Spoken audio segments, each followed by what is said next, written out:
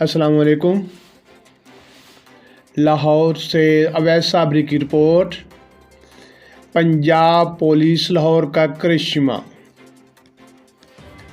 15 साल से माजूर शख्स टांगों पर खड़ा हो गया।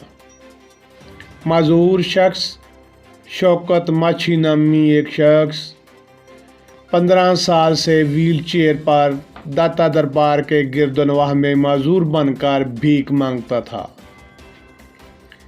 एक पुलिस अहलकार ने शक की बिना पर इसको चेक किया और खड़ा होने के लिए कहा। बस चंद सेकंड्स में शौकत असली टांगों पर खड़ा हो गया।